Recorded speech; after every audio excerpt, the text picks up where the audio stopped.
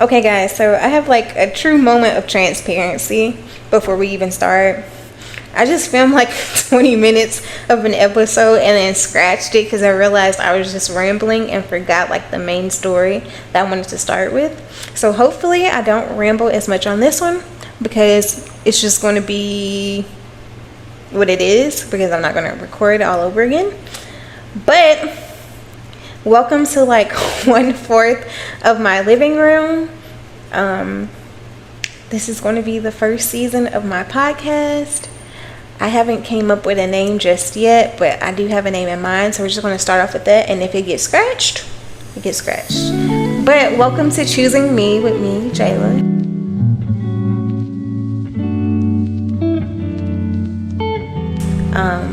I am Jayla Martin. I just graduated from Clark, Atlanta, May of 2024, a couple of months ago.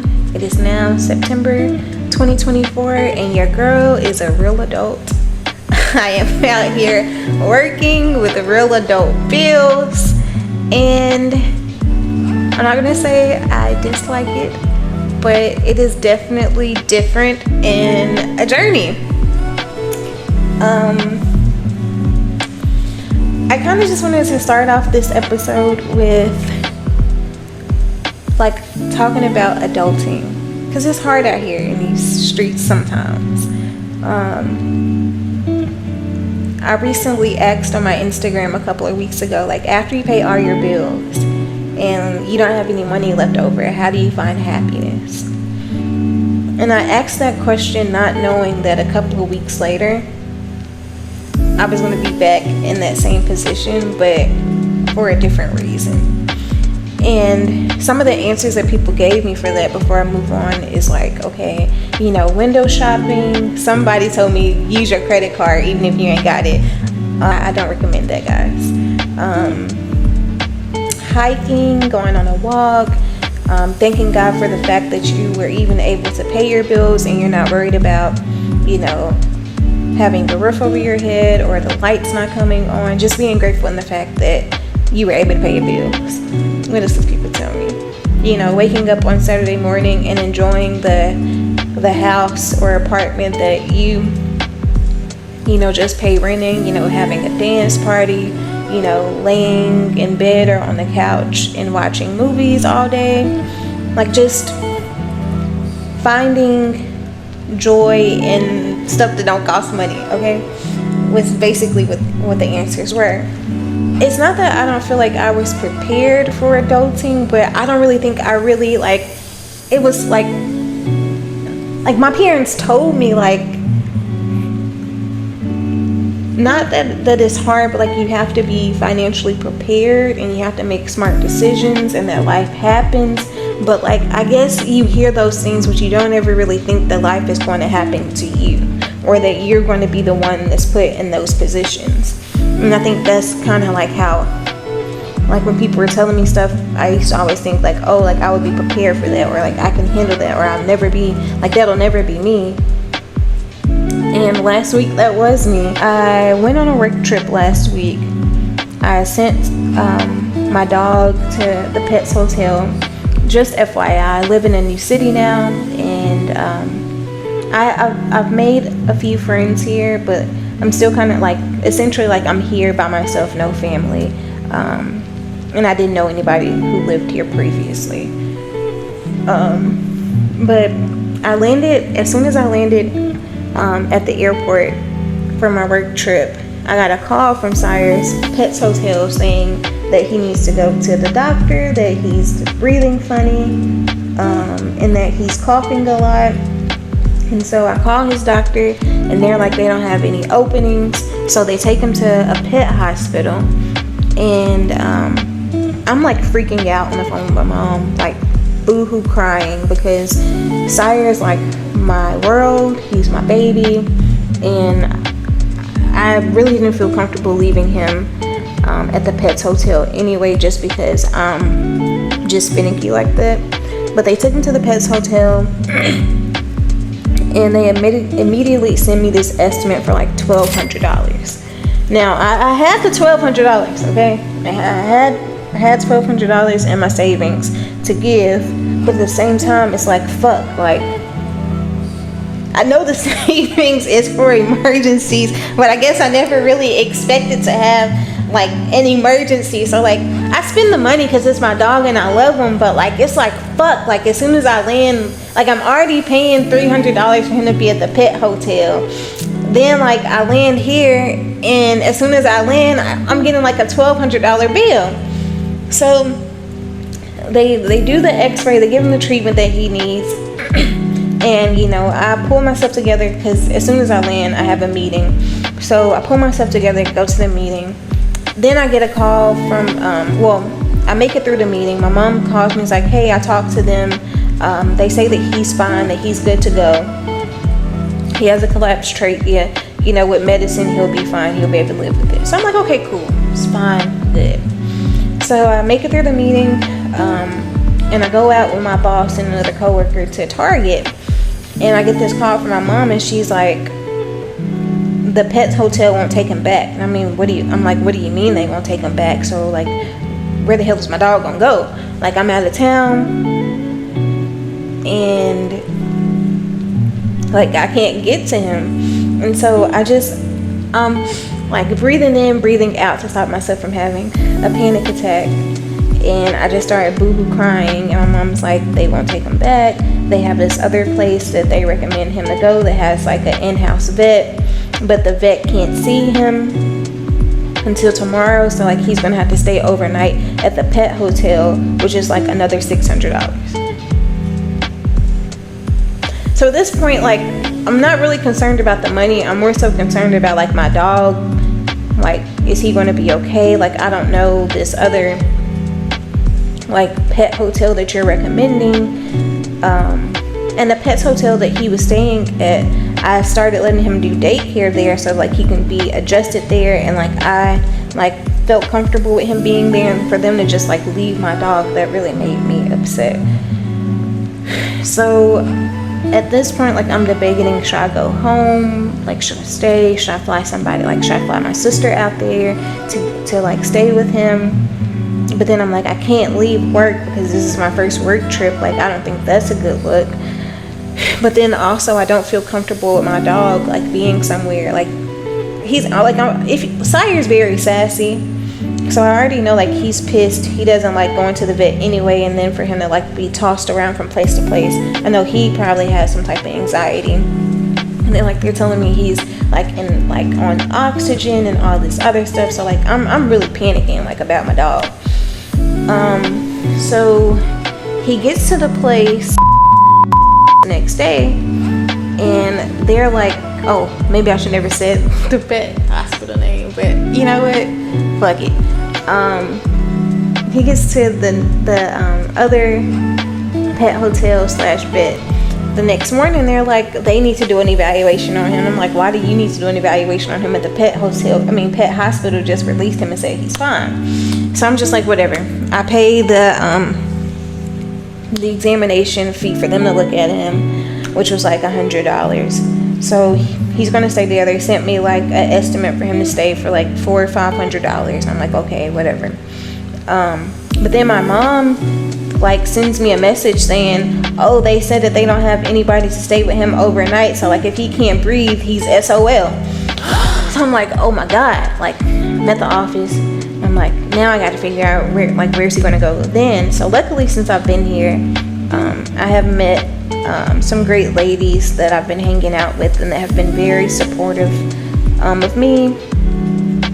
And one of them was willing to pick him up and watch him for me. And then I realized, like, oh crap, like, I'm supposed to be flying to Atlanta for my mentor's polo match. And I'm like, can the dog fly?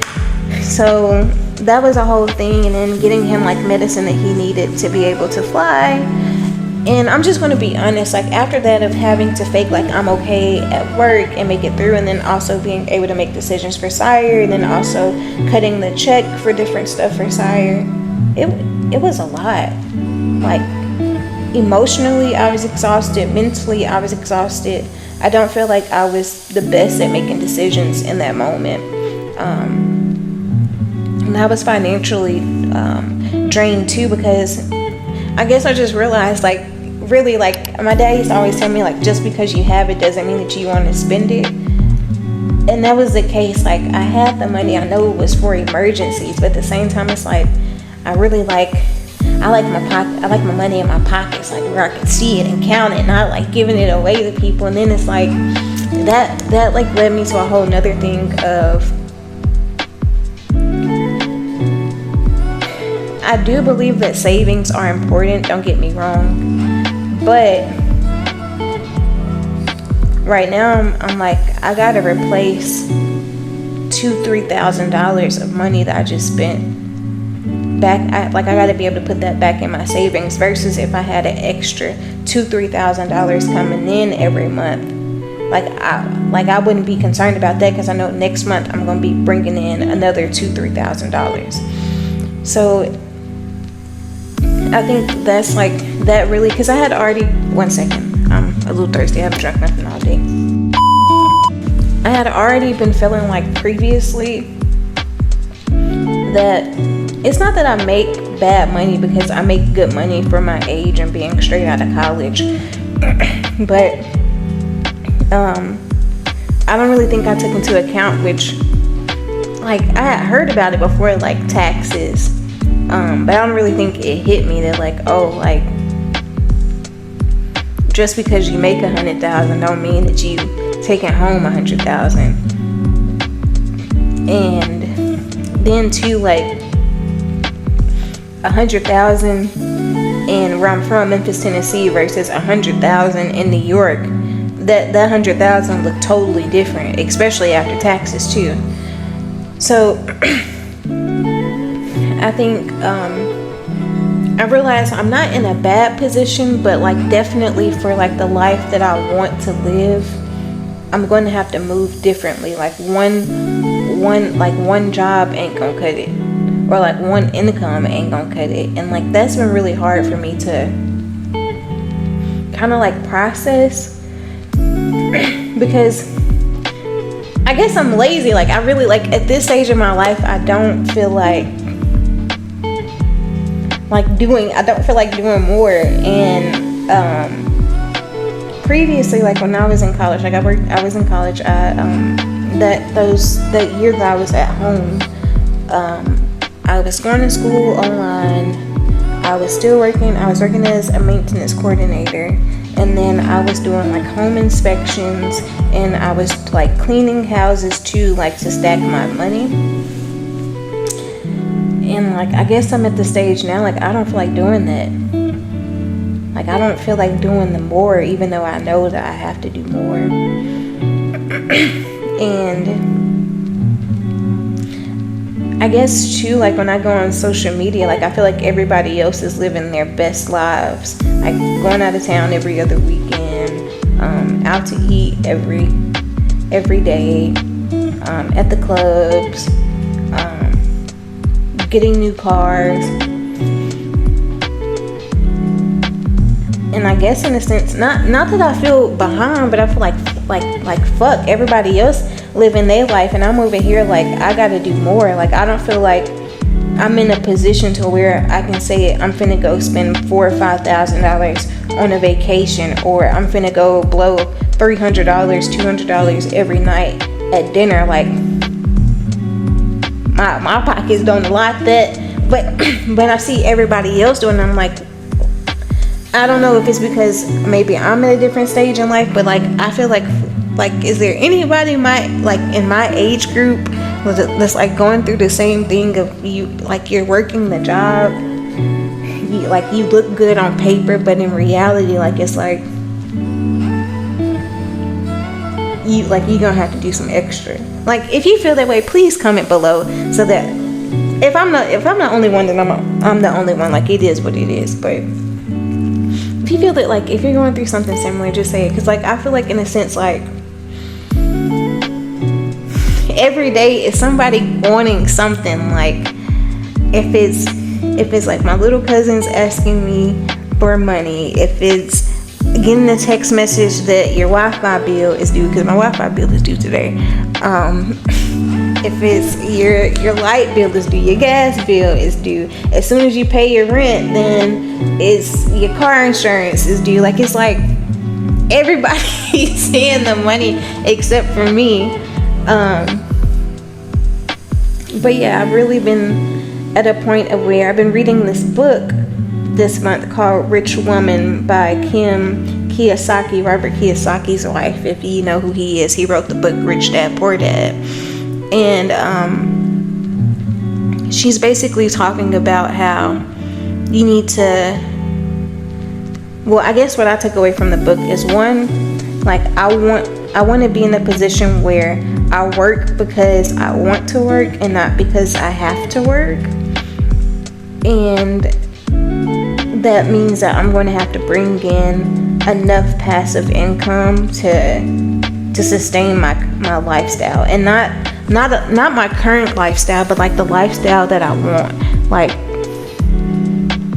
one thing that she emphasized in the book is not living below your means, but bringing in enough money to where you can afford your means. So I've figured out like how much money I need to save this year to be able to move the way that I want to move, investing wise. And I'm currently still coming up with the numbers of how much money, like how much does it cost to be me.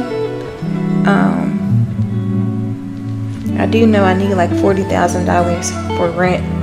I know that for sure. But I guess I have to sit down and see, okay, like how many vacations do you want to take a year? Like, how much are those vacations? How often do you want to buy clothes or like go shopping, get new jewelry? Being able to get the car that I want. I made the hard decision that like I'm not going to get a new car right now, that I'd rather invest that money and have another, even if it's just another $300 a month coming in, I'd rather have another $300 a month coming in than to be paying $400, $500, $600 a month on a car. That was a hard decision. And even realizing that like, oh hey, when it is time to get a new car, maybe you don't get the car that you want right now, until like, I guess I'm just putting like goals. Like, I'd rather have 5 income producing properties and buy the BMW or Mercedes. Like that makes sense to me. If the BMW or Mercedes cost me $500-$600 a month, but those 500 properties are bringing me in $2,000 a month, I can justify getting that BMW. Right now, I can't justify getting a BMW. It's more of like, it's really a liability. But I see everybody else moving the way that they move, which is okay. And I guess I'm really realizing that like my timing may not be everybody else's timing. Or maybe I'm just a person that's willing to say like, I don't know, like I'm willing to sacrifice my 20s to be able to live the way that I want to live in my 30s, 40s, 50s than to be making poor, not that I'm saying that everybody else is making poor financial decisions, because I don't know what other people's finances look like, but I just know from what I'm seeing on social media, everybody else is living their best life.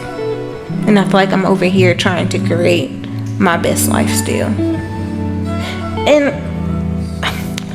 I really want to know, do other people feel this way too, or is it me? Am I the problem? But I'm willing to be transparent about my story and my journey, and I can honestly say at this stage of my life,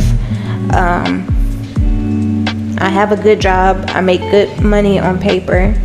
I graduated college. I don't really have any student loan debt, but I'm still at the point of life of where I'm figuring it out, trying to build myself up financially, and not just financially, like I'm really trying to build myself up emotionally, mentally. Like, I just had my first therapy session yesterday too. But yeah, I'm like literally at a point where I'm choosing me. I'm trying to create like the life that I want to live, but also realizing like the realities of adulting, of life really does happen, and you have to be prepared. Like, it's not even that you just have to be prepared financially, because last week I was prepared financially, but I can honestly say I wasn't prepared mentally and emotionally. And all last week and this week I have been drained. Like, this has been some of my toughest days, because it's like even though I don't feel good on the inside and I'm battling on the inside, I still have to show up. Like, I still have to show up at work. I still have to, be there for my team at work. I still have a relationship and somebody else to care for and love on. I don't want to stress my family out of worrying about me, and I'm in a different city and they can't get to me. It's just, sometimes it's a lot, and I'm realizing that life, like, I knew it, but like now I'm actually experiencing it. But it's like, life can be a lot, especially when you're responsible for you. Like, you have to show up for yourself, and there's times where you don't feel like, and you feel like you don't have it in you, but you still have to push through, and it's hard. So yeah, I'm just being transparent here, and that's kind of what I wanted this podcast to be about, is those transparent moments that I feel like a lot of people don't show, because a lot of the times you just see the highlight reels of people's life, and I just don't want to show. I want to show every part. I don't want it to be all bad either, and you're like fuck her podcast, depressing. But no, I just want to give like the reality of it, of life is life, and you got to navigate through life. And even after you achieve something, it may not look like what you thought it was going to look like, and how do you pivot from that? But I am proud of myself because I've moved to a new city. I've met people. I think having a friend to pick Sire up and watch him is a testament of me forcing myself to get out and make a life here. And if it wasn't for my mentor telling me to go on to Meetup and get out and meet people, I wouldn't have had someone to watch my dog, and that, when I really needed it. And it's nice to also have like a support system here of, when I have bad days, I have people that, will invite me over for dinner or go out for drinks with me. I even had some, one of them even bought me like a gift because they knew I was having a rough week, of like body scrubs and face masks and chocolates and bubble baths. It was so sweet. But yeah, I'm here. I am creating a life here. And I'm excited. I'm excited to see what I do. I'm excited to see what I'll achieve. And I know that it's going to be great, but I also know that it's going to take time to build the life that I want to live and become the person that I want to become. And I want to take you guys on the journey of me choosing me, childie. So I'm going to wrap it up here, because it's 26 minutes in and nobody wants to hear somebody just blabbing the whole time, because I can be a blabber. But thank you for watching episode 1 of Choosing Me with me, Jayla. Peace, shawty.